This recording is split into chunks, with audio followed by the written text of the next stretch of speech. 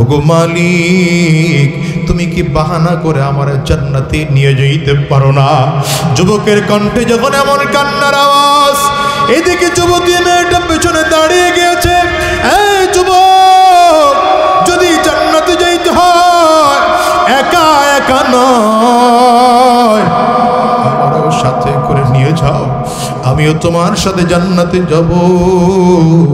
আমি আর এই ধর্মের মধ্যে থাকবো না, আমার কালিমা পড়িয়ে দাও, মুসলমান হয়ে যাব।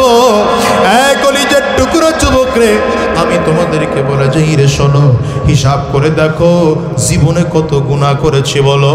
ওই হোয়াটসঅ্যাপের মধ্যে গুনাহ করি, মেসেঞ্জারের মধ্যে গুনাহ, ফেসবুকের মধ্যে গুনাহ, ইউটিউবের মাধ্যমে গুনাহ, হ্যাঁ রে গুগলের মাধ্যমে গুনাহ। 24টা ঘন্টা গুনাহের মধ্যে ডুবে আছি। তোমার আমার দ্বারা এই দেশের মধ্যে বরকত নষ্ট হচ্ছে রে ভাই। হিসাব কি মিলিয়ে দেখেছো? সাহাবায়ে কেরামদের যুগে কত তাকওয়া সাহাবায়ে কেরামদের ছিল। একজন সাহাবী শুধু একজন নারীর হাত ধরেছেন, একটু চিন্তা খারাপ করে সেই সাহাবী একদিন 2 দিন নয় 3 দিন ধরে পাহাড়ের চূড়ায় বসে কান্না করেছে। অথচ তোমার আমার জীবনে কত গুনাহ। তাসবিহ যেমন ছিঁড়ে গেলে দানা একটার পরে একটা পড়তে থাকে, তোমার আমার গুনাহের অবস্থা তো ঠিক তেমনই হয়ে যাচ্ছে। ওরে ভাই, এমন গুনাহ, গুনাহের পরে গুনাহ, গুনাহের পরে গুনাহ, গুনাহের পরে গুনাহ। এই গুনাহের তওবা কবে করব বলো? যদি তওবা করে বিদায় না হও, দুনিয়ায় তো কোনো উপায় নাই রে ভাই, আখিরাতেও মুক্তির কোনো ভরসা নাই। রব্বে কারীম কিয়ামতের ময়দানে যদি দাঁড়াও, যেদিন সকল নবীরা থাকবে, শত শত ফেরেশতারা, কোটি কোটি ফেরেশতারা থাকবে, যেই ময়দানে ইমানদার থাকবে, আমার মালিক যদি ডাক দেয়, এরে গোলাম, আমি আল্লাহ তোরে দুনিয়ার জমিনে যখন পাঠাইছিলাম, তোর আমলনামায় তো আমি আল্লাহ তাআলা একটা গুনাহ দিয়ে দুনিয়ায় পাঠাই নাই। এখন তোর আমলনামায় এত কেন গুনাহ? তোর আমলনামায় কেন এত গুনাহ? তোর আমলনামায় এত কেন গুনাহ? গুনাহের কারণে কলবটা কালো হয়ে গিয়েছে। বলো আল্লাহর সামনে দাঁড়াইয়া কি জবাব দিবা? খোদার কসম করে বলি, মালিকের সামনে দাঁড়াইয়া জবাব দেওয়ার মতো কোনো সুযোগ নাই। এই জন্য বলি রে ভাই, সাহাবায়ে কেরাম পৃথিবীর সবচেয়ে তাকওয়াবান মানুষ ছিলেন, সবচেয়ে বড় ইমানদার মানুষ ছিলেন। এই জন্য তাদের তাকওয়া বেশি থাকার কারণে, ঈমানের পাওয়ার বেশি থাকার কারণে সাহাবায়ে কেরামদেরকে আল্লাহ তাআলা বরকত দিয়েছেন। হ্যাঁ, অনেকে বলতে পারে হুজুর এই যে কথা বললেন, ঘটনা শুনাইলেন, এটা তো আমার নবীর দ্বারা সম্ভব ছিল, এটা নবীজির মুআজিজা ছিল। হ্যাঁ, যদিও এটা নবীজির মুআজিজা, এই 5 জনের দ্বারা 1000 জনের খাওয়া এই যুগে সম্ভব না। কিন্তু এই যুগে তাকওয়াবান হলে, ইমানদার হলে বরকত দিয়ে ভরপুর করে দেওয়া সম্ভব। ঠিক কিনা বলো? কারণ তাকওয়া হলে চুরি বন্ধ হয়ে যাবে, রোডের পরিবর্তে বাস ঢুকবে না। চিল্লা খাও না ঠিক কিনা? আওয়াজ দিয়ে আরো জোরে বলো ঠিক কিনা? যদি তাকওয়াবান হও, তাইলে এদেশের ধর্ষণ হবে না, চুরি হবে না, ডাকাতি হবে না। আমরা হুজুররা এই জন্যই তো বারবার করে ওয়াজ মাহফিলে চিল্লাই আর বলি, যুবকদেরকে তাকওয়াবান বানাও, এদেশের নাগরিকদেরকে তাকওয়াবান বানাও।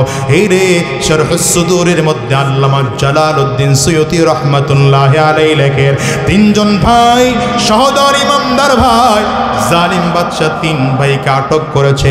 তাদের একটাই মাত্র অপরাধ হলো 3 ভাই আল্লাহ তাআলার উপরে ঈমান এনেছে, কোরআনকে ধর্মীয় কিতাব মেনেছে।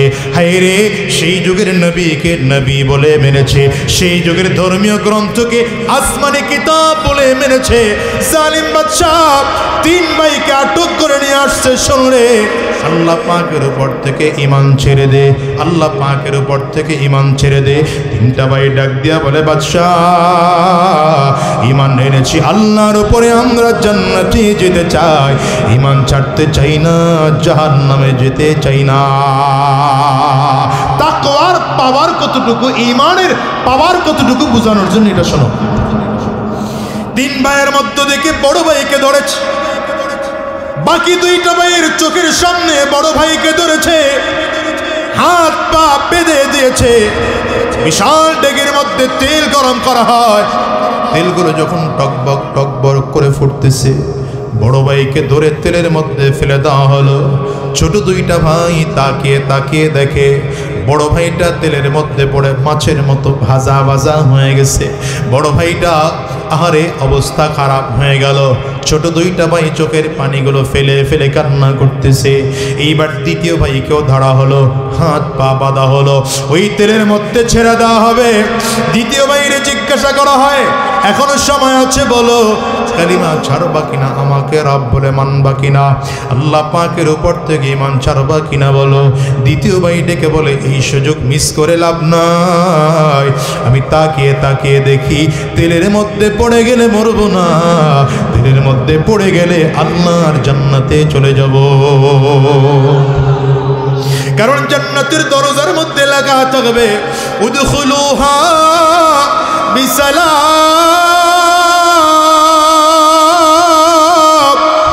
জান্নাতের দরজার মধ্যে যে লেখা থাকবে, আমি তাকিয়ে তাকিয়ে দেখতেছি এই তেলের মধ্যে সেই লেখা ভাসতেছে। তাইলে বুঝা গেল তেলের মধ্যে পড়ে গেলে মরব না, বরঞ্চ তেলের মধ্যে পড়ে গেলে ডাইরেক্ট আল্লাহর জান্নাতে চলে যাওয়া যাবে। দ্বিতীয় ভাইকেও তেলের মধ্যে ফেলে দেওয়া হলো। হাত পা বেঁধে যখন ফেলে দেওয়া হয়, ছোট ভাই তাকিয়ে তাকিয়ে দেখে দ্বিতীয় ভাইটাও ওই মাছের মতো করে ভাজা ভাজা হয়ে গেছে। হাড্ডিগুলো খেরকুটার মতো পানির মধ্যে তেলের মধ্যে ভাসতে আরম্ভ করেছে। হায়ের গোশতগুলো পড়ে যায়, চামড়াগুলো পড়ে যায়, রক্তগুলো তেলের মধ্যে মিশে যায়। এবার তৃতীয় ভাইকেও ধরা হলো, এইবার তোমাকেও তেলের মধ্যে ফেলে দেওয়া হবে। তৃতীয় ভাইটা চোখের পানিগুলো ফেলে কান্না করতে আরম্ভ করেছেন।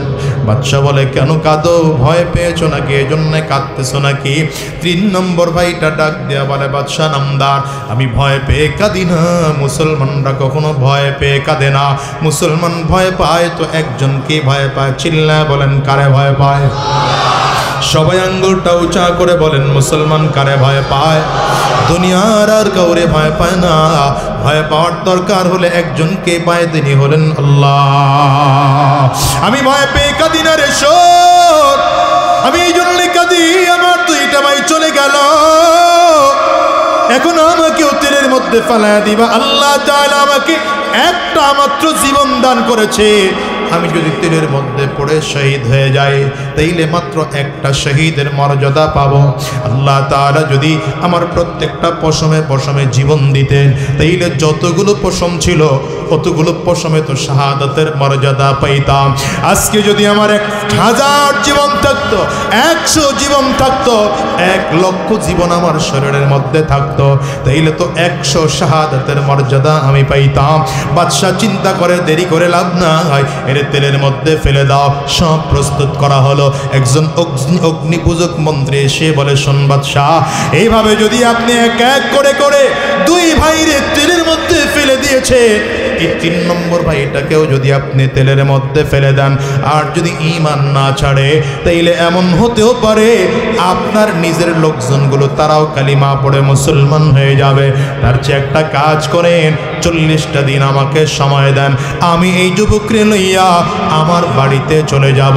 আমি 40 দিনের মধ্যে এই যুবককে বেঈমান বানাইয়া আপনার সামনে হাজির করব। বাদশা বলে, কেমনে বেঈমান বানাইবা? জালিম বাদশার দিকে তাকিয়ে অগ্নি পূজক মন্ত্রী ডেকে বলে, যুবকরে আমার কাছে দিয়ে দেন, 40 দিন সময় আমাকে দেন, 40 দিনের মধ্যে বেঈমান নিয়ে আপনার সামনে হাজির করব। বেঈমানদের সবচেয়ে বড় একটা চিন্তা হচ্ছে, মুসলমানদেরকে চাইলেই বেঈমান বানিয়ে দেওয়া যায়, কাফির বানিয়ে দেওয়া যায়, মুশরিক বানিয়ে দেওয়া যায়, কিন্তু আসলে ওরা জানে না, যাদের মধ্যে একবার দিলের মধ্যে ঈমানের পাওয়ার ঢুকেছে, গোটা পৃথিবী তাদেরকে দেওয়া হলেও ঈমান নড়ে না। ঠিক কিনা কাও না?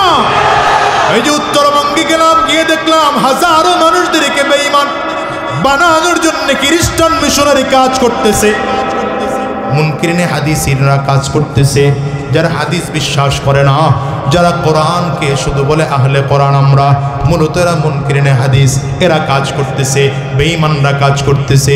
এরা মূলত দেশের মানুষদেরকে বোঝাইতে চায় টাকা পয়সা দিয়ে বেঈমান বানায় দেব, কিন্তু হিসাব নিলে দেখো যাদের মধ্যে ঈমান আছে 1000 বার চেষ্টা করেও এদেরকে বেঈমান বানানো যায় না। অগ্নিপূজক মন্ত্রী ডেকে বলে, বাদশা নামদার, আমার ঘরে একটা মেয়ে আছে, বড় সুন্দরী রমণী রূপসী। এই মেয়ের দিকে কেউ তাকাইলে চোখ ফিরাইতে পারে না।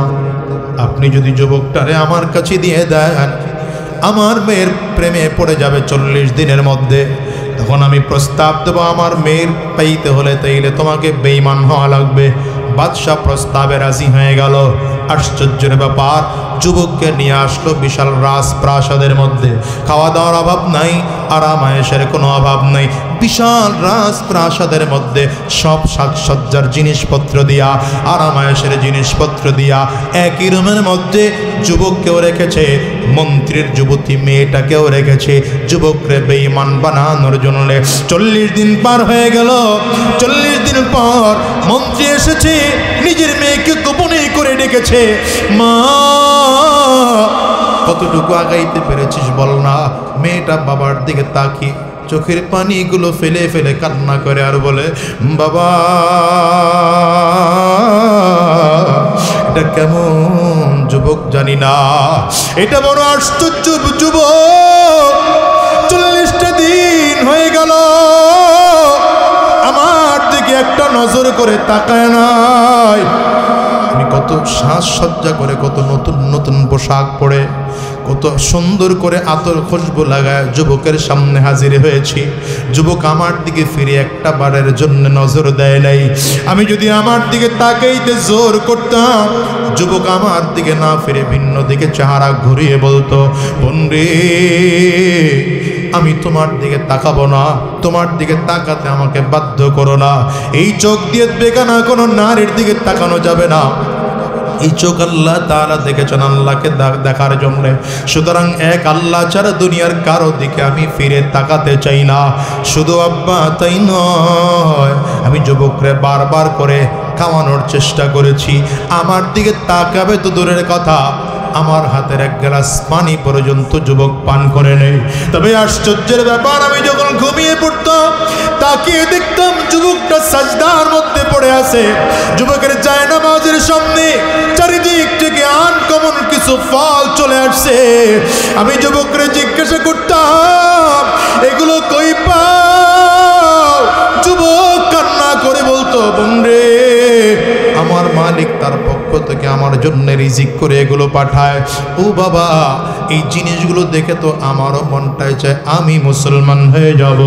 মন্ত্রী বলে, চুপ কর, এই কথা যদি বাদশাহ জানতে পারে তাইলে তোরেও মেরে ফেলবে, আমাকেও মেরে ফেলবে। মন্ত্রীর কাছে চলে গেল, বাদশাহর কাছে। বাদশাহ নামদার, লাভ নাই, লাভ নাই। যুবকের ব্রেন নষ্ট হয়ে গিয়েছে।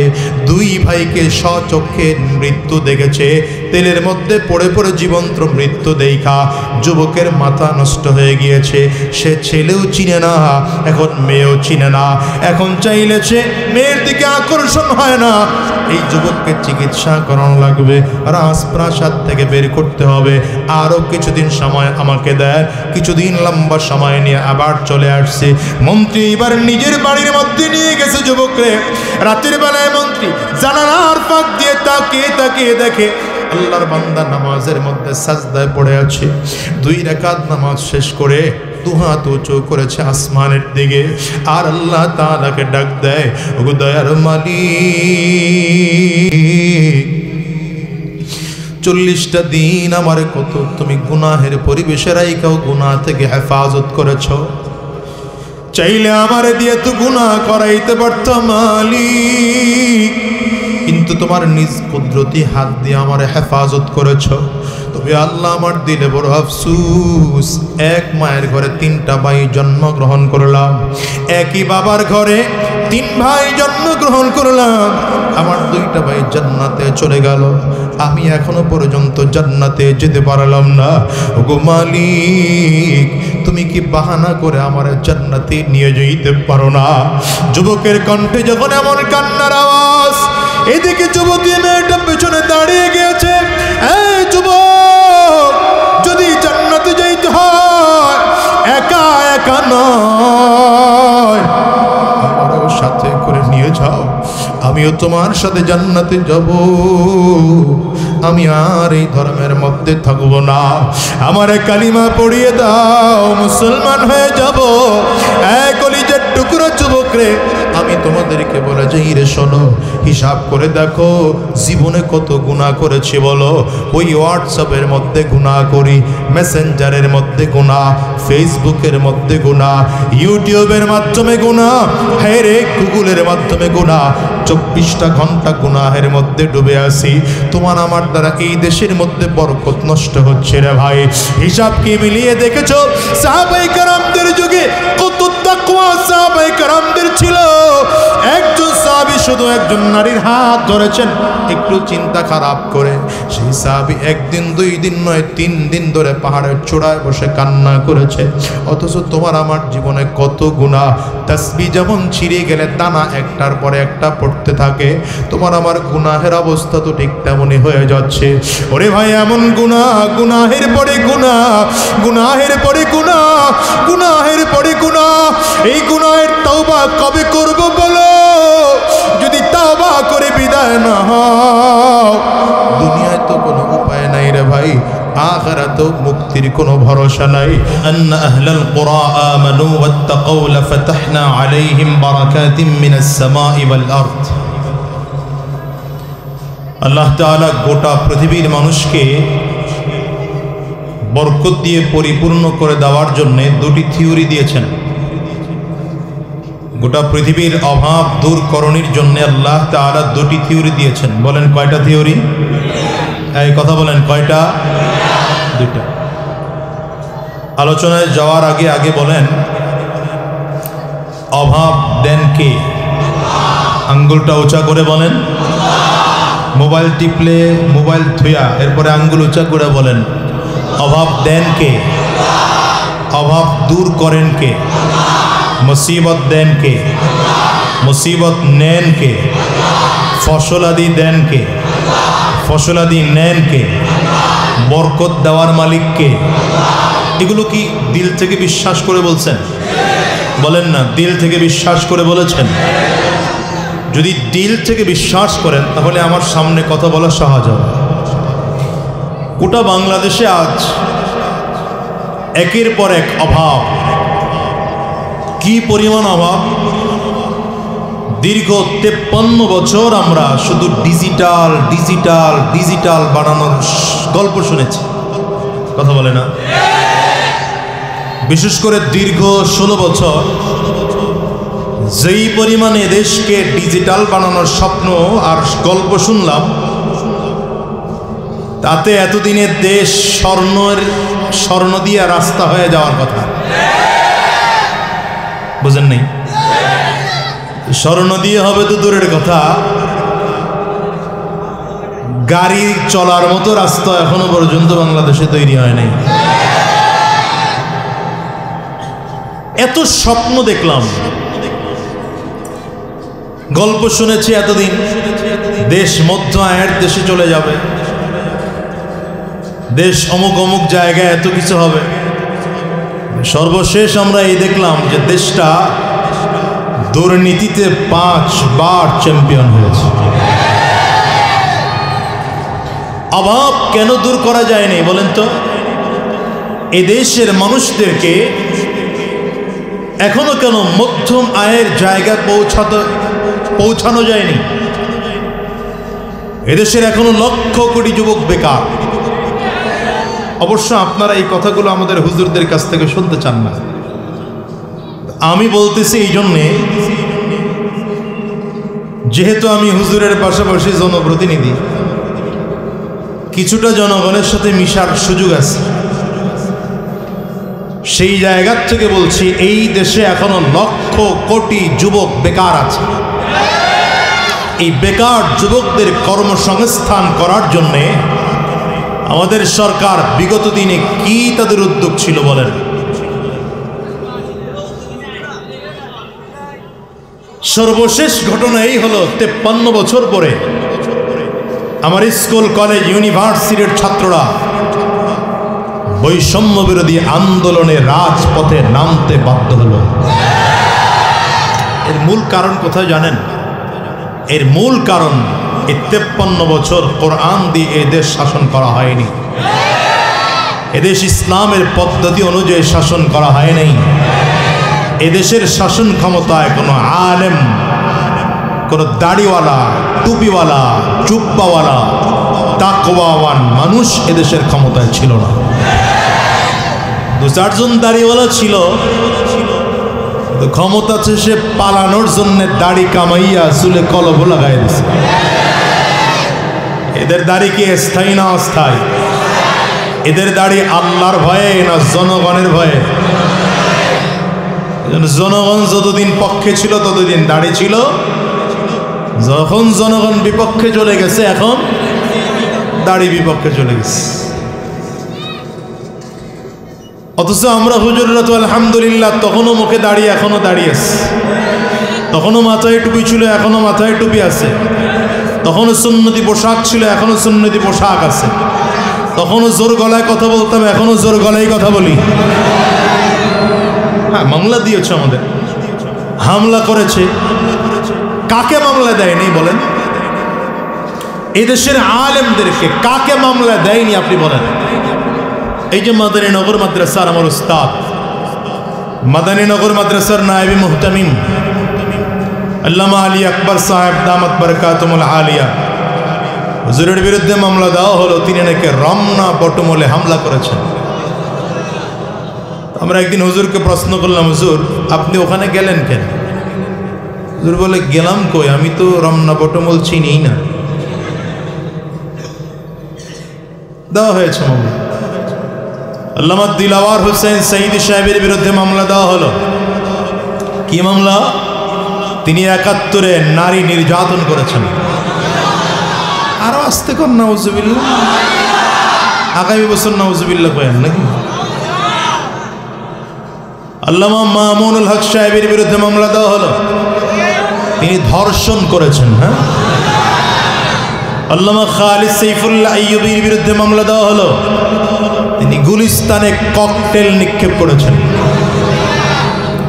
কুয়াকাটার হুজুর মৌলানা হাফিজুর রহমান সিদ্দিকী সাহেবের বিরুদ্ধে মামলা দেওয়া হলো, তিনি নাকি এহসান গ্রুপের লক্ষ কোটি টাকা আত্মসাৎ করেছেন।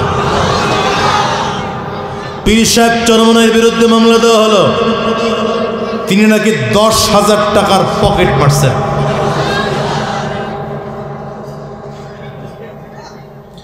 শায়েখে চরমনাইয়ের বিরুদ্ধে মামলা দেওয়া হলো, তিনি নাকি কোন এমপির ঘুষি দিয়া দাঁত ফেলায় দিয়েছেন। আমি নগণ্য, আমার বিরুদ্ধে 2 মামলা, একটু আগে কথা বললাম, আগামী 3 তারিখে 1 মামলার হাজিরা দিতে হবে। কি মামলা দেওয়া হলো? কার গাছ নাকি কেটে আমার বাড়ি নিয়ে আসছে।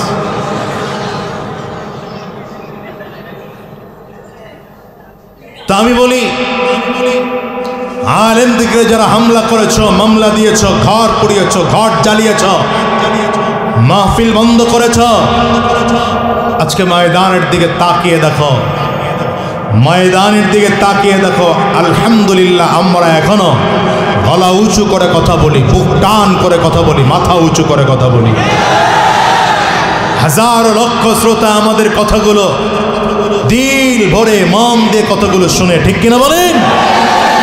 আর তোমরা যারা মামলা হামলা করেছ, তোমরা যারা মামলার হামলা করেছ, কলা পাতার বিছানায় ঘুমাইয়াও বাঁচতে পারো নাই।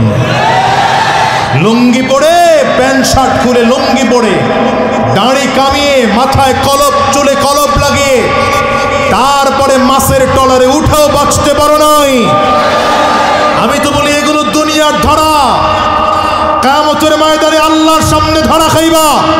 সেদিন তুমি যা থাকবা আমিও তা থাকবো, তোমার ক্ষমতা যা থাকবে আমার ক্ষমতা তা থাকবে। আল্লাহর আদালতে দাঁড় করায়া প্রত্যেকটা জুলুমের একটা করে হিসাব নেব, একটা করে হিসাব নেব। দুহাত উঁচু করে চিল্লা বলো ঠিক কেন?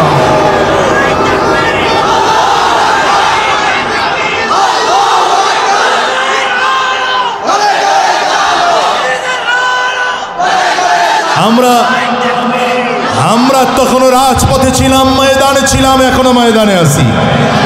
আমরা তখনও পালাই নাই, এখনো পালাচ্ছি না, ভবিষ্যতেও পালাবো না ইনশাআল্লাহ। কিন্তু যারা বলেছিল পালাবো না, তারা এখন কোথায়? কথা কয় না। তারা এখন কোথায়? ছুটে আয় শাহজালালের নির্ভীক সৈনিকেরা, খতম কর গোবিন্দের ওই চালা চামুন্ডা গোলা। ছুটে আয় শাহজালালের নির্ভীক সৈনিকেরা, খতম কর গোবিন্দের ওই চালা চামুন্ডা গোলা। বলিদের এই ভূমিতে বিপ্লবেরই মশাল জ্বালা। ছুটে আয় শাহজালালের নির্ভীক সৈনিকেরা, খতম কর গোবিন্দের ওই চালা চামুন্ডা গোলা।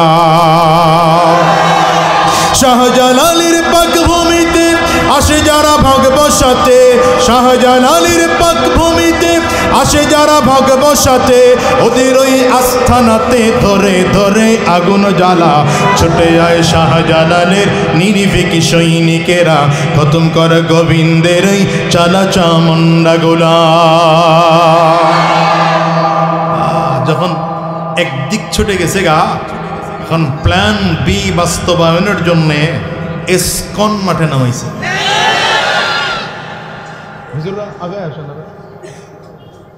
কাদেরকে মাঠে নামাইছে?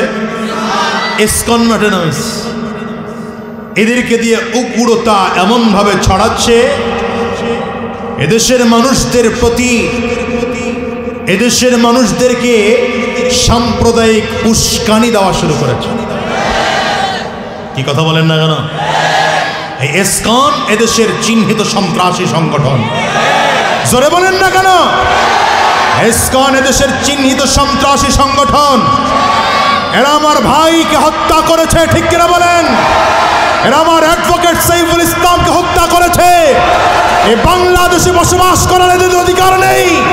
এদেরকে জাতীয়ভাবে নিষিদ্ধ করতে হবে, জাতীয়ভাবে নিষিদ্ধ করতে হবে। সন্ত্রাসী সংগঠনদেরকে বাংলার জমিন থেকে জাতীয়ভাবে নিষিদ্ধ হোক। কারা কারা চা মুসলমান?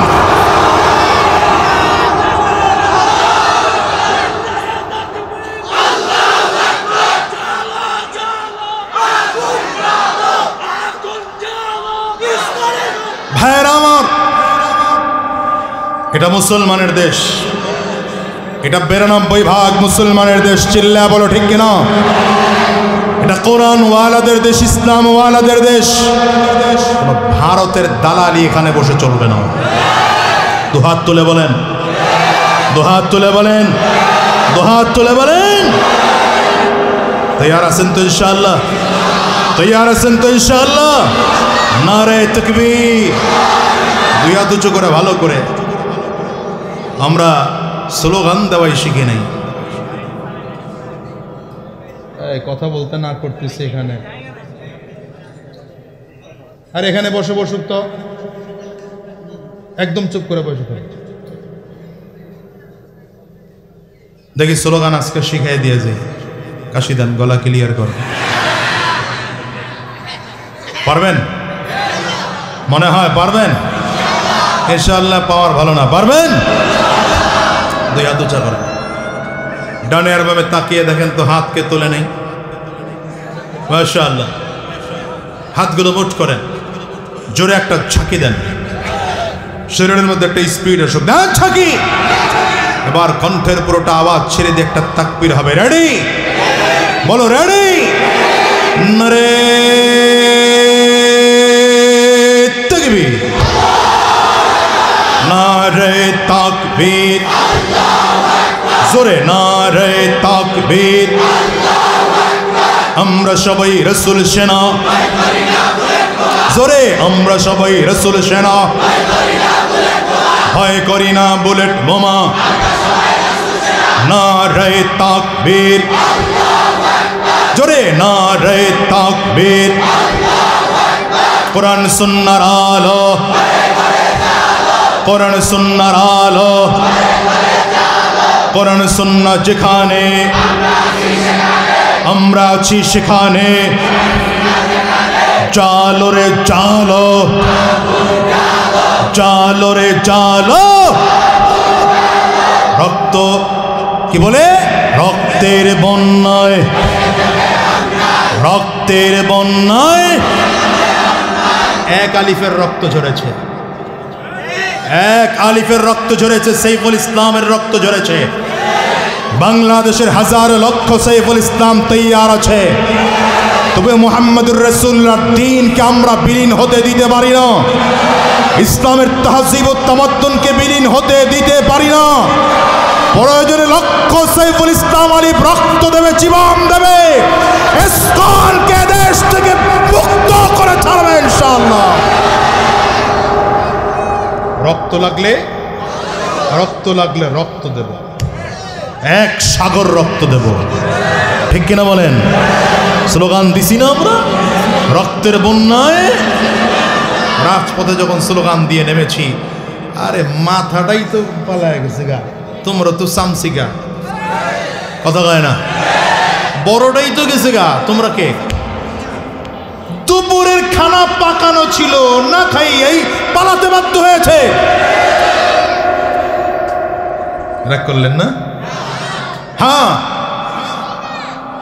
এদেশের যখনই কোনো ভালো উদ্যোগ নেওয়া হয়, তখন এই সকল কুচক্রে মহল আমার দেশকে অশান্ত করার জন্যে ঘৃণ্য চক্রান্ত ষড়যন্ত্র করে। আমরা শাহজালালের জমিনে, শাহ মখদুমের জমিনে, হাফিজ হুজুরের জমিনে, শেখুল হাদিসের জমিনে, চরমনায়ের পীর সাহেবের জমিনে, আল্লামা মামুনুল হকের জমিনে, মুফতি সৈয়দ ফয়জুল করিমের জমিনে এই চক্রান্ত বাস্তবায়ন হতে দেব না, দেব না, দেব না। তৈয়ার তো ইনশাআল্লাহ, তৈয়ার তো ইনশাআল্লাহ। জীবনের ঝুঁকি আমারও আছে। 2-4 দিন ধরে যেমন করে কথা বলতেছি, তাতে মনে হচ্ছে কোন দিন যেন আমার ঘাড়েও চেপে বসে। কারণ এদেশের লক্ষ কোটি ছাত্র জনতার সমন্বয়ক সার্জিস আলম যেখানে নিরাপদ নয়, যেখানে কি যেন আরেকজন সমন্বয়ক হাসানাত আব্দুল্লাহর গাড়িতে হামলা করা হয়েছে 2 বার করে, সেখানে আমাদেরকেও ধ্বংস করে দিতে ওদের সময় লাগবে না। মুসলমান রক্ত দিতে, জীবন দিতে তৈয়ার, ইসলাম দিতে প্রস্তুত নয়। চিল্লাও বলো ঠিক কেন ভাইরা আমার? হ্যাঁ, হায়াত বোনাস, হায়াত আসলেই হায়াত বোনাস। যেই পরিমাণ বোমা 24-এর 5 আগস্ট, 3 আগস্ট, 2 আগস্ট সামনে দিয়ে গেছে, আর আমার বাসাটা এমন এক জায়গায় ঢাকা, আপনারা শুনলে আশ্চর্য হয়ে যাবেন, যাত্রাবাড়ির মূল মোচরে না নামলেও বাসায় বসা সব দেখা যায়, বোঝাও যায়, শোনাও যায়। ওই ঝুঁকি নিয়েই তো নেমেছিলাম, আলহামদুলিল্লাহ পিছপা হটি নাই তো। কথা বলেন না কেন? রাজপথে ছাত্রদের সাথে সর্বপ্রথম শেখ চরমনাই রাজপথে লক্ষ জনতার মিছিল নিয়ে নেমেছিলেন। আলহামদুলিল্লাহ সৌভাগ্য হয়েছিল আমারও পাশে থাকা। ইনশাআল্লাহ তখনও পালাইনি, পালাচ্ছি না, পালাবো না ইনশাআল্লাহ। কিন্তু যারা বলেছিল, কই তারা? কোথায় কোথায়?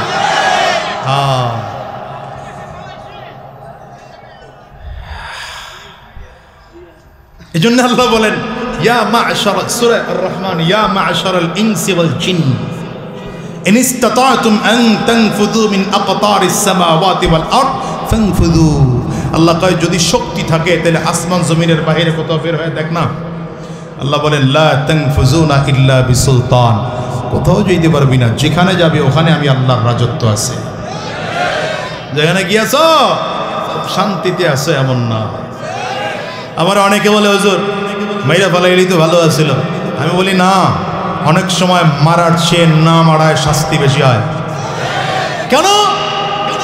যে মূর্তি হুজুররা বানাতে নিষেধ করেছিল, এত করে করে বানিয়েছে, সে চোখ দিয়ে তাকিয়ে তাকিয়ে দেখবে যে ওই কারণ দিয়ে টেনে টেনে মূর্তি নামানো হচ্ছে, এর থেকে কষ্ট আর হতে পারে না। অনেক কথা বলে ফেললাম ভাইরা। তো এই দেশের অভাব দূর করার জন্য ইসলামিক পদ্ধতি কেউ গ্রহণ করে নাই। কথা বলেন না কেন? বেকারদেরকে দূর করার জন্য কেউ পদ্ধতি গ্রহণ করেনি।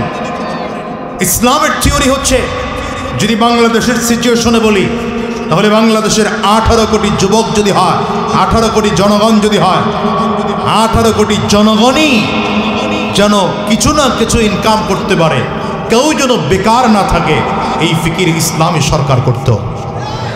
আর বর্তমান সিস্টেমের এই অর্থনীতির কারণে কি হলো, এদেশে সম্পদের অভাব নাই, কিন্তু সম্পদ কামাই করে কয়জন? 18 কোটির মধ্যে সর্বোচ্চ 18 জন অনেক বিশাল সম্পদের মালিক। যদি বলেন আরেকটু বেশি, তাইলে 180 জন অনেক বিশাল সম্পদের মালিক। যদি বলেন আরো বেশি, তাহলে 18,000 অনেক সম্পদের মালিক। যদি বলেন না আরো বেশি, ধরে নিলাম তাহলে 18 লক্ষ এদেশের সম্পদের মালিক। বাকিরা তো বেকার, ভিক্ষা করে খেতে হয় এখনো হাজারো হাজারো লক্ষ যুবকদের। বিসিএস ক্যাডার হয়ে আছে, এখনো বেকার হয়ে আছে। কথা বলেন না কেন? মাস্টার্স পাস করেছে, সার্টিফিকেট একটার পর একটা আছে, বেকার হয়ে সেই যুবক ঘুরতেছে, আছে না নাই? আমি মাঝে মাঝে আমার আলোচনায় উদাহরণ দিই। আপনার পরিবারের সদস্য ধরেন 50 জন, ধরে নেন, ভাই, চাচাতো ভাই, ভাইয়ের ছেলে, সব মিলিয়ে সদস্য কতজন? 50 জন। আপনার এই 50 জনের মধ্যে 49 জনের গড় ইনকাম হচ্ছে 5,000। গড় ইনকাম কত সবার মিলিয়ে? তো আপনার একার ইনকাম 50,000। আচ্ছা, এটা ভালো না পরেরটা বলি, খেয়াল করেন। পরেরটা হচ্ছে 50 জনের 50 জনেরই ইনকাম গড়ে 10,000। কোনটা ভালো? এটা তো আপনার ইনকাম কম, আগেরটা তো আপনার ইনকাম বেশি ছিল। সবাই ইনকাম করার ফলে কি হলো, আগেরটার হিসাবে আপনার পরিবারে ধরেন 50 জনে 5,000 টাকা করে ইনকাম করলে কত? 2.5 লাখ। আর আপনার একার 50,000, 3 লাখ। কিন্তু সবাই মিলে গড়ে যদি 10,000 করে ইনকাম করেন, তাহলে আপনার পরিবারের মাস শেষে 5 লাখ টাকা ইনকাম হচ্ছে। আমাদের দেশের সমস্যা এটা। 18 জনের কাছে এই পরিমাণ সম্পদ আছে, যেই পরিমাণ সম্পদ দিয়ে পদ্মা সেতু 3 বার করা যায়। 18 জনের কাছে এই পরিমাণ সম্পদ আছে। এই যুবকগুলা দিলের কান দিয়ে কথাগুলো শুনো। 18 জনের কাছে এমন সম্পদ আছে, যেই সম্পদ দিয়ে এরকম ফ্লাইওভার 50টা করা যায়, পুরো ঢাকাকে ফ্লাইওভার দিয়ে ভরে দেওয়া যায়। 18 জনের কাছে এমন সম্পদ আছে, যেই সম্পদ দিয়ে এলিভেটেড এক্সপ্রেসওয়ে 10 বার করা যায়। 18 জনের কাছে এমন সম্পদ আছে, মেট্রো রেল ওরকম 3 বার 4 বার করা যায়। কিন্তু আমরা দেখেছি এই 18 জন যখন বাংলা ছেড়েছে, ওরা বাংলাদেশের ক্ষমতায় ছিল, ব্যাংক থেকে টাকাগুলো বিদেশ এমনভাবে পাচার করেছে, ব্যাংকের লেনদেন 10টা ব্যাংকের লেনদেন বন্ধ হয়ে গেছে। এই টাকাগুলো যদি জনগণের থাকতো, এই টাকাগুলো জনগণের থাকলে এদেশ থেকে নেওয়ার ক্ষমতা ছিল কারো? হ্যাঁ, এই জন্য রাসূলুল্লাহ সাল্লাল্লাহু আলাইহি ওয়াসাল্লামের গোটা জিন্দেগিতে একটা ব্রিজ নির্মাণ করেন নাই, কালভার্ট নির্মাণ করেন নাই। অমিয়া রাসূলুল্লাহ সাল্লাল্লাহু আলাইহি ওয়াসাল্লাম গোটা জিন্দেগিটা মেহনত করেছেন সাহাবায়ে কেরামদের দিলে আল্লাহর ভয় ঢুকানোর মেহনত। কারণ যেই দেশের নাগরিকদের মধ্যে আল্লাহর ভয় থাকবে, সেই দেশের নাগরিক চুরি করবে না, ডাকাতি করবে না, ছিনতাই করবে না, খুন করবে না, সরকারি মাল লুণ্ঠন করবে না। এই জন্য সাহাবায়ে কেরামদের অবস্থা এমন ছিল, 1 পয়সা গোটা পৃথিবী শাসন করেছে, পৃথিবীর 3 ভাগের 2 ভাগ শাসন করেছেন ওমর ফারুক রাদিয়াল্লাহু আনহু, কিন্তু 1 পয়সার এদিক সেদিক হয় না। আর এখন যারা ক্ষমতায় আছে, ছিল বিগত দিনে আমরা খেয়াল করে দেখেছি, কেউ চোর, কেউ বাটপা, কেউ চিটার, কেউ লম্পট, দুর্নীতিবাজ, চাঁদাবাজ, সন্ত্রাস, ঠিক কিনা আওয়াজ করে দেয়। এই জন্য আল্লাহ তাআলার থিওরিটা ছোট্ট করে শুনিয়ে যায়। আল্লাহ বলেন, ওয়ালাউ আন্না আহলাল কুরা আমানু ওয়ালাউ আন্না আহলাল কুরা আমানু ওয়াত্তাকাউ লাফাতাহনা আলাইহিম বারাকাতিম মিনাস সামাই ওয়াল আরদ। দুনিয়ার মানুষেরা যদি দুনিয়ার মধ্যে বরকত নতুন করে পাইতে চাও, আমি আল্লাহ তাআলা তোমাদেরকে বললাম, কোন মহল্লার মানুষ, কোন এলাকার মানুষ যদি 2 গুণে গুণান্বিত হয়, কয় গুণে? আওয়াজ করে জোরে কোন না, কয় গুণে? 2 গুণে যদি গুণান্বিত হয়, রব্বে করিম বলেন আমি আল্লাহ তাআলা আসমান ও জমিনের সব বরকতের দরজাগুলো খুলে দেব। দুই গুণের এক নম্বর গুণ হলো ঈমান। বলেন দুই গুণের এক নম্বর গুণ কি? দ্বিতীয় নম্বর গুণ হচ্ছে তাকওয়া। রব্বে করিম বলেন দুই গুণ যদি অর্জন করতে পারো আসমান ও জমিনের সব বরকতের দরজা খুলে দেব। সাউন্ড বাড়াও। বরকতের দরজা কেমন করে আল্লাহ তাআলা করেছেন জানো রে যুবক? খন্দকের ময়দানে বরকতের স্পষ্ট নমুনা দেখা গিয়েছে। সাহাবায়ে কেরাম খন্দকের ময়দানে পরিখা খনন করার কাজ করতেছেন। নবীজি 10 জন করে করে সাহাবীকে জায়গা ভাগ করে দিলেন, তোমরা 10 জন এইটুকু জায়গা খনন করবা, তোমরা 10 জন এইটুকু জায়গা খনন করবা। এমন করে করে পাথরের জমিন প্রচন্ড রোদের তাপের নিচে বসে সাহাবায়ে কেরাম খনন করতেছেন। এক একজনের চেহারা শুকিয়ে যায়, জিহ্বা শুকিয়ে যায়, মুখের লালাগুলো শুকিয়ে যায়। রহমাতুল লিল আলামিনের সামনে দাঁড়িয়ে নিজের পেটের কাপড়গুলো সরিয়ে দেখায় নবীজি। তাকিয়ে তাকিয়ে দেখেন আমাদের পেটের মধ্যে পাথর বাঁধা আছে। আমার নবী নিজের পেটের থেকে কাপড় সরায় দেখায়, সাহাবীরা শোন, তোমাদের পেটের মধ্যে পাথর আছে কারো একটা বাঁধা, কারো পেটের মধ্যে পাথর বাঁধা আছে 2টা। আমি নবীর দিকে তাকিয়ে তাকিয়ে দেখো, আমি নবী ক্ষুধার যন্ত্রণা সহ্য করতে না পেরে পেটের মধ্যে পাথর বেঁধেছি 3টা। হযরত জাবির রাদিয়াল্লাহু আনহু নবীজির সামনে ছিলেন। হযরত জাবিরের চোখ দিয়ে অজান্তেই যেন গাল বেয়ে পানি পড়তে আরম্ভ হয়েছে। বাসায় চলে গেলেন। বাসায় গিয়ে স্ত্রীকে ডেকে বললেন, প্রাণীর স্ত্রী আমার, ঘরে কোনো খাবার আসেনি বলো। নবীজির চেহারার দিকে তাকিয়ে থাকা যায় না। নবীজির চেহারার দিকে তাকিয়ে দেখেছি চেহারাটা শুকিয়ে গিয়েছে আমার নবীর। প্রচন্ড রোদের তাপের কারণে আমার নবীর জিহ্বা শুকিয়ে গিয়েছে, মুখের লালা শুকিয়ে গিয়েছে। রহমাতুল লিল আলামিনের এই দুনিয়ার যুবকেরা আমার নবী যদি চাইতেন পৃথিবীর সব থেকে সম্পদশালী হতে পারতেন। আমার নবী চিল্লায় বলেন ঠিক কিনা? আল্লাহ তাআলা তো প্রস্তাব দিয়ে পাঠিয়েছেন, ওয়ালা সাউফা ইউতিকা রাব্বুকা ফাতারদা। পয়গম্বর আপনি যদি চাইবেন, যতক্ষণ আপনি খুশি না হবেন আমি আল্লাহ তাআলা ততক্ষণ আপনাকে আমি আল্লাহ দিতেই থাকবো, দিতেই থাকবো, দিতেই থাকবো। ওরে দুনিয়ার মানুষ বুঝো, রহমাতুল লিল আলামিনের সাহাবী বাসায় গিয়ে স্ত্রীকে ডেকে বললেন কি আছে? ঘরের স্ত্রী বলেন, আমাদের ঘরে অল্প একটু আটা আছে, যেটা দিয়ে রুটি বানাইলে 4-5 জন খেতে পারবো এমন কয়েকটা রুটি হবে। আর একটা ছোট্ট বকরির বাচ্চা আছে, যদি জবাই করেন তাইলে এটা রান্না করা যায়। হযরত জাবের দেরি করলেন না, তাড়াতাড়ি করে বকরিটা জবাই দিয়ে দিলেন, গোশত প্রসেসিং করে বাসায় নিয়ে আসলেন। স্ত্রীকে বললেন পাকাও, নবীকে আমি দাওয়াত দিয়ে নিয়ে আসি। হযরত জাবেরের স্ত্রী বলেন, শোনো, নবীকে বলবা 2-4 জন 5 জনের বেশি যেন নিয়ে না আসে, কারণ বেশি খানা নাই, নবীরে বেশি আসলে লোকজন খাওয়ানো যাবে না। হযরত জাবির গিয়া রাহমাতুল লিল আলামিনকে বলেন, পয়গম্বর আপনি আপনার কাছের কয়েকজন সাহাবী লইয়া 4-5 জন যদি আমার বাড়িতে যান, আমি আপনার জন্য খানা রেডি করেছি। নবী বললেন, জাবির রে, কাকে নিয়ে যাব, কারে নিয়ে যাব, কে আমার কাছের কে আমার দূরের বলো। আমি যদি যাইতে হয় সব সাহাবীকেই নিয়ে যাওয়া লাগবে, কাউকে রেখে আমি চলে যেতে পারবো না। রহমাতুল লিল আলামিন সব সাহাবীদের সামনে দাঁড়াইয়া খন্দকে 1000 সাহাবায়ে কেরাম ময়দানে কাজ করতেছিলেন। সবার সামনে দাঁড়িয়ে নবীজি ঘোষণা দিলেন, ইয়া আহলা খন্দক ইন্না জাবিরান কদ সানা সূরা ফাহাইয়া আহলান বিকুম। এই খন্দকের 1000 সাহাবীরা শোনো, জাবির তোমাদের জন্য খানা রেডি করেছে। আজকে তোমাদের সবার জাবিরের বাড়িতে দাওয়াত দেওয়া হলো। সব সাহাবীরা চলে যাচ্ছেন এক এক করে করে জাবিরের বাড়িতে। সাহাবীদের পেটের মধ্যে প্রচন্ড ক্ষুধা। জাবির রাদিয়াল্লাহু আনহু চেহারা মলিন হয়ে গেল, ছোট হয়ে গেল। নবীকে আমাকে লজ্জা দিবেন নাকি? বাসায় গিয়া স্ত্রীকে বলেন, প্রাণের স্ত্রী আমার, বলেছিলাম 2-4 জন সহ নবীকে নিয়ে আসতে, নবী তো 1000 সাহাবী সব নিয়ে আসতেছে। জাবিরের স্ত্রী বলেন, নবীরে বলো নাই যে খানা অল্প আছে? বলে বলেছিলাম। বলে যদি বলার পরে নবী যে সব সাহাবীরে নিয়ে আসে তাইলে মনে হয় আজকে নতুন কিছু দেখা যাবে।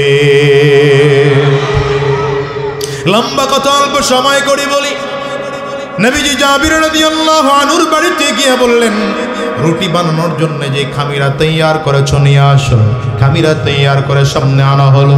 নবীজি বিসমিল্লাহির রহমানির রহিম বলে ফু দিয়ে বললেন, ভেতরে নিয়ে যাও। এবার একজন রুটি বানাইতে থাকবে আর একজন পুরুষ মানুষ আমার কাছে এক এক করে রুটি এনে দিবা। নবীজির কাছে রুটি এনে দেওয়া হয়। বলে গোশতের ডেকসিগুলো নিয়ে আসো। আমার নবী গোশতের ডেকসির ঢাকনাটা উঠাইয়া বিসমিল্লাহির রহমানির রহিম বলে হালকা করে হাত ঢুকিয়ে ঢুকিয়ে গোশতগুলো উঠিয়ে রুটির মধ্যে দিয়া দিয়া পেঁচাইয়া পেঁচাইয়া রোল বানাইয়া বানায়া এক একজন সাহাবীর হাতে দেয়। কেউ খিদা অনুযায়ী 2টা খায়, কারো ক্ষুধা বেশি সে 3টা খায়, কারো ক্ষুধা বেশি সে 5টা খায়। এমন করে করে করে করে 5 জন সাহাবী পেট ভরে খানা খেয়ে আবার খন্দকে চলে গেলেন। 10 জন সাহাবী চলে গেলেন। 50 জন খেয়ে বিদায় হলেন। 100 সাহাবী খেয়ে বিদায় হলেন। 200 সাহাবী খেয়ে বিদায় হলেন। 400 সাহাবী খেয়ে বিদায় হলেন। 500 সাহাবী খেয়ে বিদায় হলেন।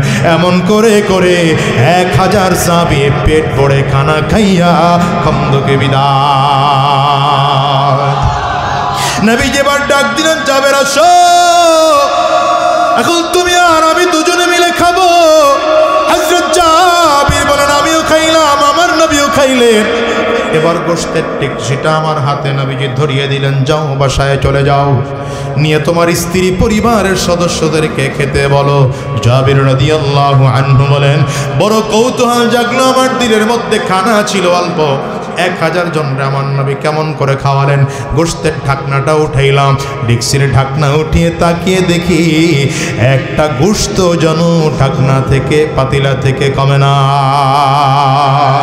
এবার চিল্লায় বলো, বরকত দেওয়ার মালিক কে? আরো জোরে বলো কে? তবে আল্লাহ সবাইকে বরকত দেয় না, তাকওয়া ওয়ালাদেরকে বরকত দেয়।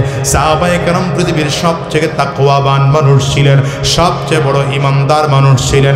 এই জন্য তাদের তাকওয়া বেশি থাকার কারণে, ঈমানের পাওয়ার বেশি থাকার কারণে সাহাবায়ে কেরামদেরকে আল্লাহ তাআলা বরকত দিয়েছেন। হ্যাঁ, অনেকে বলতে পারে হুজুর এই যে কথা বললেন, ঘটনা শুনাইলেন, এটা তো আমার নবীর দ্বারা সম্ভব ছিল, এটা নবীর মুআজিজা ছিল। হ্যাঁ, যদিও এটা নবীর মুআজিজা, এই 5 জনের দ্বারা 1000 জনের খাওয়া এই যুগে সম্ভব না। কিন্তু এই যুগে তাকওয়াবান হলে, ইমানদার হলে বরকত দিয়ে ভরপুর করে দেওয়া সম্ভব। ঠিক কিনা বলো? কারণ তাকওয়া হলে চুরি বন্ধ হয়ে যাবে, রোডের পরিবর্তে বাস ঢুকবে না। চিল্লা খাও না ঠিক কিনা? আওয়াজ দিয়ে আরো জোরে বলো ঠিক কিনা? যদি তাকওয়াবান হও তাইলে এদেশে ধর্ষণ হবে না, চুরি হবে না, ডাকাতি হবে না। আমরা হুজুররা এই জন্যই তো বারবার করে ওয়াজ মাহফিলে চিল্লাই আর বলি, যুবকদেরকে তাকওয়াবান বানাও, এদেশের নাগরিকদেরকে তাকওয়াবান বানাও। এই রে শরহুস সুদূরের মধ্যে আল্লামা জালালউদ্দিন সুয়ুতী রাহমাতুল্লাহি আলাইহি লেখেন, 3 জন ভাই, সহদর ইমানদার ভাই, জালিম বাদশা 3 ভাইকে আটক করেছে। তাদের একটাই মাত্র অপরাধ হলো 3 ভাই আল্লাহ তাআলার উপরে ঈমান এনেছে, কোরআনকে ধর্মীয় কিতাব মেনেছে। হায় রে, সেই যুগের নবীকে নবী বলে মেনেছে, সেই যুগের ধর্মীয় গ্রন্থকে আসমানি কিতাব বলে মেনেছে। জালিম বাদশা 3 ভাইকে আটক করে নিয়ে আসছে। শুনলে আল্লাহ পাকের উপর থেকে ঈমান ছেড়ে দে, আল্লাহ পাকের উপর থেকে ঈমান ছেড়ে দে। 3টা ভাই ডাক দিয়া বলে, বাদশা ঈমান এনেছি আল্লাহর উপরে, আমরা জান্নাতে যেতে চাই, ঈমান ছাড়তে চাই না, জাহান্নামে যেতে চাই না। তাকওয়ার পাওয়ার কতটুকু, ঈমানের পাওয়ার কতটুকু বোঝানোর জন্য এটা শোনো। 3 ভাইয়ের মধ্য থেকে বড় ভাইকে ধরেছে, বাকি 2টা ভাইয়ের চোখের সামনে বড় ভাইকে ধরেছে, হাত পা বেঁধে দিয়েছে। বিশাল ডেগের মধ্যে তেল গরম করা হয়, তেলগুলো যখন টকবক করে ফুটতেছে, বড় ভাইকে ধরে তেলের মধ্যে ফেলে দেওয়া হলো। ছোট 2টা ভাই তাকিয়ে তাকিয়ে দেখে বড় ভাইটা তেলের মধ্যে পড়ে মাছের মতো ভাজা হয়ে গেছে। বড় ভাইটা আহারে অবস্থা খারাপ হয়ে গেল। ছোট দুইটা ভাই চোখের পানিগুলো ফেলে ফেলে কান্না করতেছে। এইবার দ্বিতীয় ভাইকেও ধরা হলো, হাত পা বাঁধা হলো, ওই তেলের মধ্যে ছেড়ে দেওয়া হবে। দ্বিতীয় ভাইরে জিজ্ঞাসা করা হয়, এখনো সময় আছে, বলো কালিমা ছাড়বা কিনা, আমাকে রব বলে মানবা কিনা, আল্লাহ পাকের উপর থেকে ঈমান ছাড়বা কিনা বলো। দ্বিতীয় ভাই ডেকে বলে, এই সুযোগ মিস করে লাভ নাই। আমি তাকিয়ে তাকিয়ে দেখি তেলের মধ্যে পড়ে গেলে মরবো না, তেলের মধ্যে পড়ে গেলে আল্লাহর জান্নাতে চলে যাব। কারণ জান্নাতের দরজার মধ্যে লেখা থাকবে উদখুলুহা বিসালাম।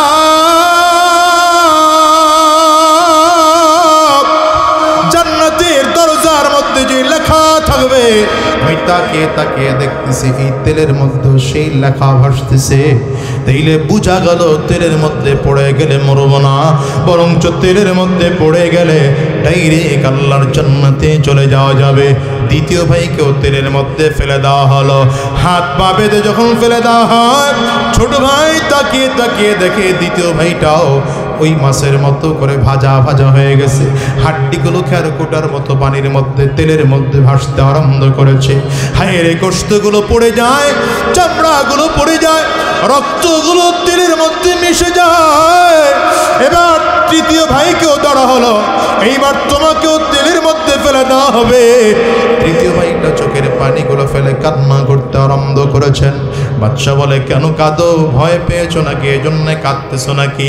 3 নম্বর ভাইটা ডাক দেয়া বলে, বাদশা নামদার, আমি ভয় পেয়ে কাঁদি না, মুসলমানরা কখনো ভয় পেয়ে কাঁদে না। মুসলমান ভয় পায় তো একজনকে ভয় পায়, চিল্লায় বলেন কারে ভয় পায়? সবাই আঙ্গুলটা উঁচা করে বলেন, মুসলমান কারে ভয় পায়? দুনিয়ার আর কাউরে ভয় পায় না। ভয় পাওয়ার দরকার হলে একজনকে পায়, তিনি হলেন আল্লাহ। আমি ভয় পেয়ে কাঁদি না রে শোন, আমি এই জন্য কাঁদি, আমার 2টা ভাই চলে গেল, এখন আমাকেও তেলের মধ্যে ফেলায়া দিবা। আল্লাহ তাআলা আমাকে একটা মাত্র জীবন দান করেছে, আমি যদি তেলের মধ্যে পড়ে শহীদ হয়ে যাই, তাইলে মাত্র একটা শহীদের মর্যাদা পাবো। আল্লাহ তাআলা যদি আমার প্রত্যেকটা পশমে পশমে জীবন দিতেন, তাইলে যতগুলো পশম ছিল কতগুলো পশমে তো শাহাদাতের মর্যাদা পাইতাম। আজকে যদি আমার 1000 জীবন থাকতো, 100 জীবন থাকতো, 1 লক্ষ জীবন আমার শরীরের মধ্যে থাকতো, তাইলে তো 100 শাহাদাতের মর্যাদা আমি পাইতাম। বাদশা চিন্তা করে, দেরি করে লাভ নাই, এর তেলের মধ্যে ফেলে দাও। সব প্রস্তুত করা হলো। একজন অগ্নি পূজক মন্ত্রী এসে বলে, শোন বাদশা, এইভাবে যদি আপনি এক এক করে করে 2 ভাইরে তেলের মধ্যে ফেলে দিয়েছে, এই 3 নম্বর ভাইটাকেও যদি আপনি তেলের মধ্যে ফেলে দেন, আর যদি ঈমান না ছাড়ে, তাইলে এমন হতেও পারে আপনার নিজের লোকজনগুলো তারাও কালিমা পড়ে মুসলমান হয়ে যাবে। তার চেয়ে একটা কাজ করেন, 40টা দিন আমাকে সময় দেন, আমি এই যুবকরে লইয়া আমার বাড়িতে চলে যাব। আমি 40 দিনের মধ্যে এই যুবকরে বেঈমান বানাইয়া আপনার সামনে হাজির করব। বাদশা বলে, কেমনে বেঈমান বানাইবা? জালিম বাদশার দিকে তাকিয়ে অগ্নি পূজক মন্ত্রী ডেকে বলে, যুবকরে আমার কাছে দিয়ে দেন, 40 দিন সময় আমাকে দেন, 40 দিনের মধ্যে বেঈমান নিয়ে আপনার সামনে হাজির করব। বেঈমানদের সবচেয়ে বড় একটা চিন্তা হচ্ছে, মুসলমানদেরকে চাইলেই বেঈমান বানিয়ে দেওয়া যায়, কাফির বানিয়ে দেওয়া যায়, মুশরিক বানিয়ে দেওয়া যায়, কিন্তু আসলে ওরা জানে না, যাদের মধ্যে একবার দিলের মধ্যে ঈমানের পাওয়ার ঢুকেছে, গোটা পৃথিবী তাদেরকে দেওয়া হলেও ঈমান নড়ে না। ঠিক কিনা কাও না? এই যে উত্তরবঙ্গে গেলাম, গিয়ে দেখলাম হাজারো মানুষদেরকে বেঈমান বানানোর জন্য খ্রিস্টান মিশনারি কাজ করতেছে, মুনকিরিনে হাদিসিনরা কাজ করতেছে, যারা হাদিস বিশ্বাস করে না, যারা কোরআনকে শুধু বলে আহলে কোরআন আমরা, মূলত এরা মুনকিরিনে হাদিস, এরা কাজ করতেছে, বেঈমানরা কাজ করতেছে। এরা মূলত দেশের মানুষদেরকে বোঝাইতে চায় টাকা পয়সা দিয়ে বেঈমান বানায় দেব, কিন্তু হিসাব নিলে দেখো যাদের মধ্যে ঈমান আছে 1000 বার চেষ্টা করেও এদেরকে বেঈমান বানানো যায় না। অগ্নিপূজক মন্ত্রী ডেকে বলে, বাদশা নামদার, আমার ঘরে একটা মেয়ে আছে, বড় সুন্দরী রমণী রূপসী। এই মেয়ের দিকে কেউ তাকাইলে চোখ ফিরাইতে পারে না। আপনি যদি যুবকটারে আমার কাছে দিয়ে দেন, আমার মেয়ের প্রেমে পড়ে যাবে 40 দিনের মধ্যে। তখন আমি প্রস্তাব দেবো, আমার মেয়ের পাইতে হলে তাইলে তোমাকে বেঈমান হওয়া লাগবে। বাদশাহ প্রস্তাবে রাজি হয়ে গেল। আশ্চর্যের ব্যাপার, যুবককে নিয়ে আসলো বিশাল রাজপ্রাসাদের মধ্যে। খাওয়া দাওয়ার অভাব নাই, আরাম আয়েশের কোনো অভাব নাই। বিশাল রাজপ্রাসাদের মধ্যে সব সাজসজ্জার জিনিসপত্র দিয়া, আরাম আয়েশের জিনিসপত্র দিয়া, একই রুমের মধ্যে যুবককেও রেখেছে, মন্ত্রীর যুবতী মেয়েটাকেও রেখেছে, যুবকরে বেঈমান বানানোর জন্য। 40 দিন পার হয়ে গেল। 40 দিন পর মন্ত্রী এসেছে, নিজের মেয়েকে গোপনে করে ডেকেছে। মা, কতটুকু আগাইতে পেরেছিস বল না। মেয়েটা বাবার দিকে তাকিয়ে চোখের পানিগুলো ফেলে ফেলে কান্না করে আর বলে, বাবা, এটা কেমন যুবক জানি না, এটা বড় আশ্চর্য যুবক। 40টা দিন হয়ে গেল, আমার দিকে একটা নজর করে তাকায় নাই। আমি কত সাজসজ্জা করে, কত নতুন নতুন পোশাক পরে, কত সুন্দর করে আতর খুশবু লাগায় যুবকের সামনে হাজির হয়েছি। যুবক আমার দিকে ফিরে একটা বারের জন্য নজর দেয় নাই। আমি যদি আমার দিকে তাকাইতে জোর করতাম, যুবক আমার দিকে না ফিরে ভিন্ন দিকে চেহারা ঘুরিয়ে বলতো, বন্ধু, আমি তোমার দিকে তাকাবো না, তোমার দিকে তাকাতে আমাকে বাধ্য করো না। এই চোখ দিয়ে বেগানা কোনো নারীর দিকে তাকানো যাবে না। এই চোখ আল্লাহ তাআলা দেখেছেন আল্লাহকে দেখার জন্য। সুতরাং এক আল্লাহ ছাড়া দুনিয়ার কারো দিকে আমি ফিরে তাকাতে চাই না। শুধু আব্বা তাই নয়, আমি যুবকরে বারবার করে খাওয়ানোর চেষ্টা করেছি। আমার দিকে তাকাবে তো দূরের কথা, আমার হাতের এক গ্লাস পানি পর্যন্ত যুবক পান করে নেই। তবে আশ্চর্যের ব্যাপার, আমি যখন ঘুমিয়ে পড়তাম তাকিয়ে দেখতাম যুবকটা সাজদার মধ্যে পড়ে আছে। যুবকের জায়নামাজের সামনে চারিদিক থেকে আনকমন কিছু ফল চলে আসছে। আমি যুবকরে জিজ্ঞাসা করতাম, এগুলো কই পাও? যুবক কান্না করে বলতো, বন্ধে, আমার মালিক তার পক্ষ থেকে আমার জন্য রিজিক করে এগুলো পাঠায়। ও বাবা, এই জিনিসগুলো দেখে তো আমারও মনটাই চায় আমি মুসলমান হয়ে যাব। মন্ত্রী বলে, চুপ কর, এই কথা যদি বাদশাহ জানতে পারে তাইলে তোরেও মেরে ফেলবে, আমাকেও মেরে ফেলবে। মন্ত্রীর কাছে চলে গেল, বাদশাহর কাছে। বাদশাহ নামদার, লাভ নাই, লাভ নাই। যুবকের ব্রেন নষ্ট হয়ে গিয়েছে। দুই ভাইকে স্বচক্ষে মৃত্যু দেখেছে, তেলের মধ্যে পড়ে পড়ে জীবন্ত মৃত্যু দেখা যুবকের মাথা নষ্ট হয়ে গিয়েছে। সে ছেলেও চিনে না, এখন মেয়েও চিনে না। এখন চাইলেছে মেয়ের দিকে আকর্ষণ হয় না। এই যুবককে চিকিৎসা করানো লাগবে, রাজপ্রাসাদ থেকে বের করতে হবে। আরও কিছুদিন সময় আমাকে দেয়। কিছুদিন লম্বা সময় নিয়ে আবার চলে আসছে। মন্ত্রী এবার নিজের বাড়ির মধ্যে নিয়ে গেছে যুবকরে। রাতের বেলায় মন্ত্রী জানালার ফাঁক দিয়ে তাকিয়ে তাকিয়ে দেখে আল্লাহর বান্দা নামাজের মধ্যে সাজদায় পড়ে আছে। 2 রাকাত নামাজ শেষ করে দুহাত উঁচু করেছে আসমানের দিকে, আর আল্লাহ তাআলাকে ডাক দেয়, ওগো দয়ার মালিক। জালিম বাদশার দিকে তাকিয়ে অগ্নি পূজক মন্ত্রী ডেকে বলে, যুবকরে আমার কাছে দিয়ে দেন, 40 দিন সময় আমাকে দেন। 40 দিনের মধ্যে বেঈমান নিয়ে আপনার সামনে হাজির করব। বেঈমানদের সবচেয়ে বড় একটা চিন্তা হচ্ছে, মুসলমানদেরকে চাইলেই বেঈমান বানিয়ে দেওয়া যায়, কাফির বানিয়ে দেওয়া যায়, মুশরিক বানিয়ে দেওয়া যায়। কিন্তু আসলে ওরা জানে না, যাদের মধ্যে একবার দিলের মধ্যে ঈমানের পাওয়ার ঢুকেছে, গোটা পৃথিবী তাদেরকে দেওয়া হলেও ঈমান নড়ে না। ঠিক কিনা কাও না?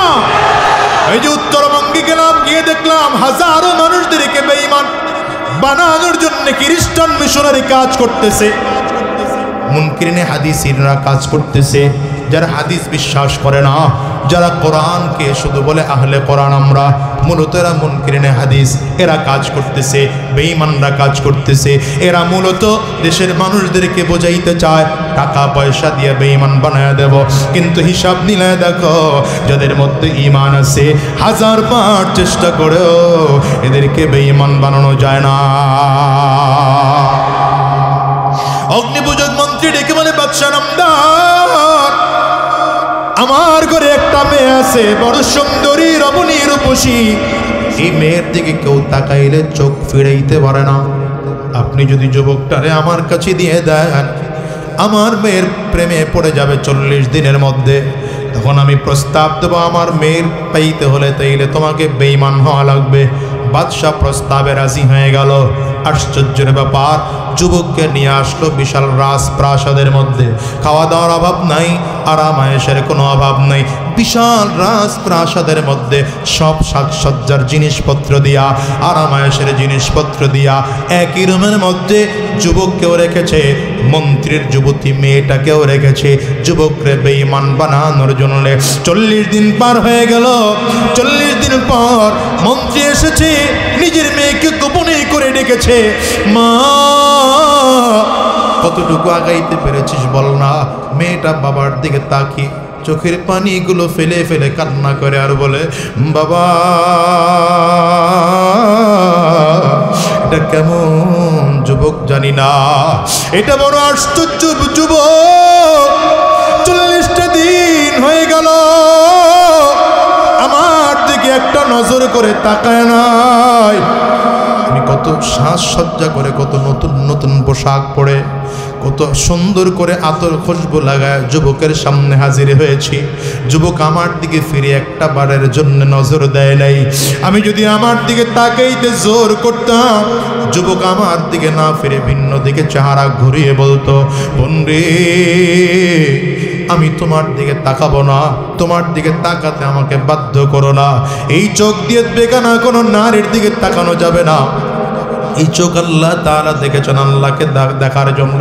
সুতরাং এক আল্লাহ ছাড়া দুনিয়ার কারো দিকে আমি ফিরে তাকাতে চাই না। শুধু আব্বা তাই নয়, আমি যুবকরে বারবার করে খাওয়ানোর চেষ্টা করেছি, আমার দিকে তাকাবে তো দূরের কথা, আমার হাতের এক গ্লাস পানি পর্যন্ত যুবক পান করে নেই। তবে আশ্চর্যের ব্যাপার, আমি যখন ঘুমিয়ে পড়তাম তাকিয়ে দেখতাম যুবকটা সাজদার মধ্যে পড়ে আছে। যুবকের জায়নামাজের সামনে চারিদিক থেকে আনকমন কিছু ফল চলে আসছে। আমি যুবকরে জিজ্ঞাসা করতাম, এগুলো কই পাও? যুবক কান্না করে বলতো, বোনরে, আমার মালিক তার পক্ষ থেকে আমার জন্য রিজিক করে এগুলো পাঠায়। ও বাবা, এই জিনিসগুলো দেখে তো আমারও মনটাই চায় আমি মুসলমান হয়ে যাব। মন্ত্রী বলে, চুপ কর, এই কথা যদি বাদশাহ জানতে পারে তাইলে তোরেও মেরে ফেলবে, আমাকেও মেরে ফেলবে। মন্ত্রীর কাছে চলে গেল, বাদশাহর কাছে। বাদশাহ নামদার, লাভ নাই, লাভ নাই। যুবকের ব্রেন নষ্ট হয়ে গিয়েছে। দুই ভাইকে স্বচক্ষে মৃত্যু দেখেছে, তেলের মধ্যে পড়ে পড়ে জীবন্ত মৃত্যু দেখা যুবকের মাথা নষ্ট হয়ে গিয়েছে। সে ছেলেও চিনে না, এখন মেয়েও চিনে না। এখন চাইলেছে মেয়ের দিকে আকর্ষণ হয় না। এই যুবককে চিকিৎসা করানো লাগবে, রাজপ্রাসাদ থেকে বের করতে হবে। আরও কিছুদিন সময় আমাকে দেয়।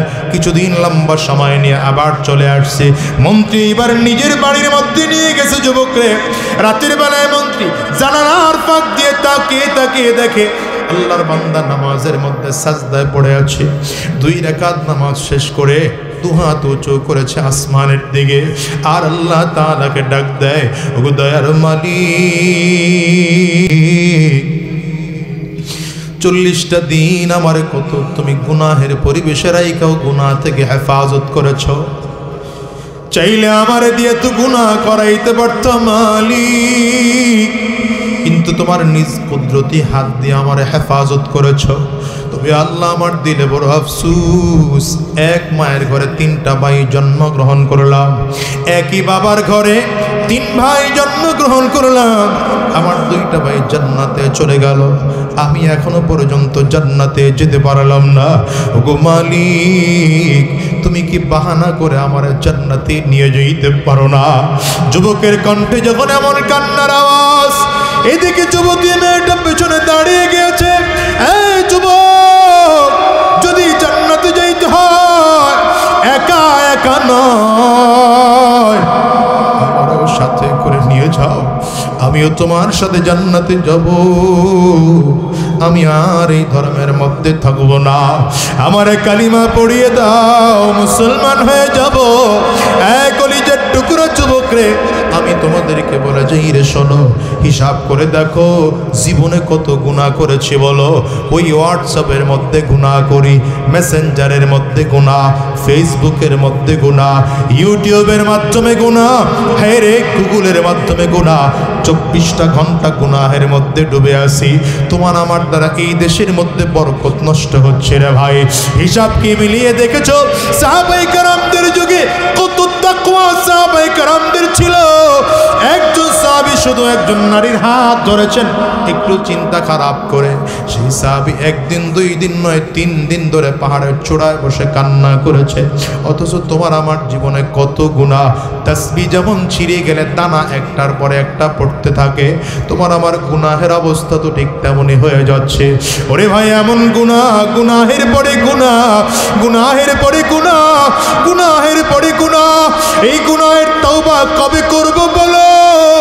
যদি তওবা করে বিদায় না হও, দুনিয়ায় তো কোনো উপায় নাই রে ভাই, আখিরাতেও মুক্তির কোনো ভরসা নাই। রব্বে কারীম কিয়ামতের ময়দানে যদি দাঁড়াও, যেদিন সকল নবীরা থাকবে, শত শত ফেরেশতারা, কোটি কোটি ফেরেশতারা থাকবে, যেই ময়দানে ইমানদার থাকবে, আমার মালিক যদি ডাক দেয়, এরে গোলাম,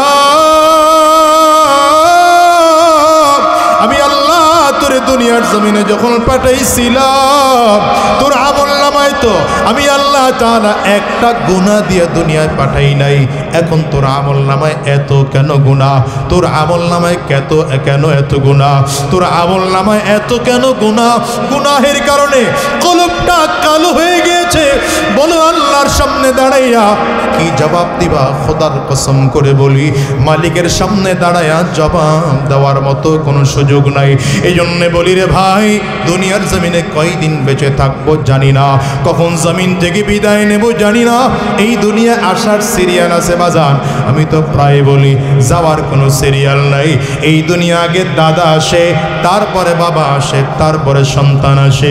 যাওয়ার সময় এমন হয় দাদা দুনিয়ায় থাকে, সন্তান জমিন থেকে বিদায় হয়, বাবা দুনিয়ায় থাকে, সন্তান জমিন থেকে বিদায় হয়। তোমার আমার ক্ষেত্র এমন হতে পারে কি পারে না? একটু আওয়াজ করে চিল্লায়া বলো।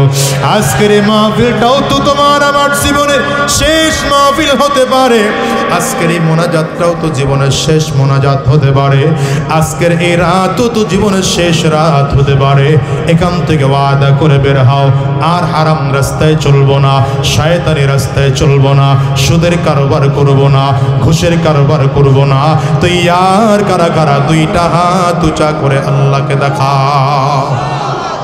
আওয়াজ দিয়ে চিৎকার করে জোরে ডাক দাও আল্লাহ, আরো জোরে ডাক দাও না আল্লাহ। দয়ার মালিক, সবাই মিলে ওয়াদা করলাম হারাম রাস্তায় চলবো না, শয়তানি রাস্তায় চলবো না, সুদের কারবার করবো না, ঘুষের কারবার করবো না, হারাম রাস্তায় কদম বাড়াবো না, ঈমান মজবুত করব, তাকওয়ার পথে চলবো। আল্লাহ কবুল করে নাও, কবুল করে নাও।